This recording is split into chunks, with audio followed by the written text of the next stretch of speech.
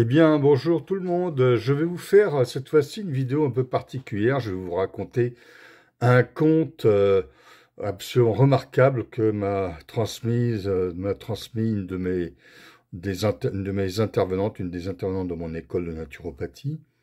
Un conte vraiment très très intéressant au plan spirituel et philosophique.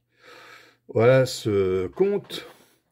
Un jour, un roi dit aux sages de la cour: j'ai une bague avec l'un des meilleurs diamants du monde, et je veux cacher sous la pierre un message, donc sous ce diamant, un message qui pourrait être utile dans une situation de désespoir extrême. Je donnerai cette bague à mes héritiers et je veux qu'elle serve fidèlement. Pensez au type de message qui sera présent.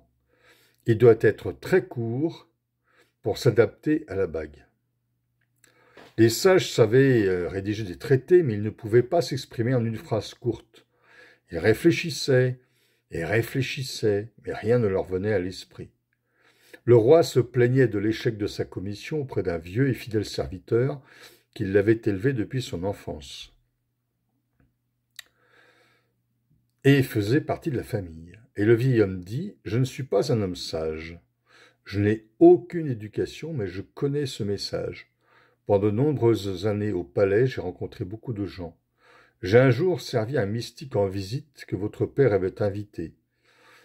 Et il a donné à moi ce message, seulement je ne l'ai pas compris. Lisez, sauvegardez et ouvrez seulement quand il n'y a pas d'issue. » Le roi écoutait le vieux serviteur. Après un certain temps, des ennemis attaquèrent le pays et le roi perdit la guerre. Il s'enfuit sur son cheval et les ennemis le poursuivèrent. Il était seul, il en avait beaucoup de ses ennemis. Il galopa jusqu'au bout de la route. Il y avait au bout de la route une énorme falaise profonde devant lui. S'il tombait là, ce serait la fin. Il ne pouvait pas revenir en arrière. Les ennemis approchaient et il entendait déjà le bruit des sabots de leurs chevaux. Il n'avait aucune issue. Aucune issue. Il était complètement désespéré. Et puis il se souvint de l'anneau. Il l'ouvrit et sous la pierre il trouva une inscription. « Cela aussi passera. » Après avoir lu le message, il sentit que tout était calme. Apparemment, les poursuivants s'étaient perdus et étaient allés dans la mauvaise direction. Les chevaux n'étaient plus entendus. Le roi était rempli de gratitude envers le serviteur et le mystique inconnu. Les paroles étaient puissantes. Il ferma l'anneau, reprit la route, réunit à nouveau son armée, revint à son palais et organisa une fête magnifique pour le monde entier. Le peuple aimait son roi. Le roi était heureux et fier.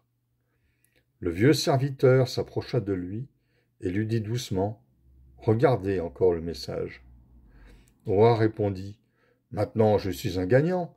Les gens célèbrent mon retour. Je ne suis pas désespéré. Je n'ai pas de problème. » « Écoutez le vieux serviteur, répondit-il. Le message fonctionne non seulement dans les moments où tout va mal, mais aussi dans les moments de victoire. » Le roi ouvrit l'anneau et lut: « Cela aussi passera. » Et de nouveau, il sentit le silence s'abattre sur lui, bien qu'il se trouvât au milieu d'une foule bruyante et dansante. Sa fierté s'était dissipée. Il comprit le message. C'était un homme sage. Et puis le vieil homme dit: « Vous souvenez-vous de tout ce qui vous est arrivé? Rien ni aucun sentiment n'est permanent. Alors que la nuit se transforme en jour, les moments de joie et de désespoir se succèdent.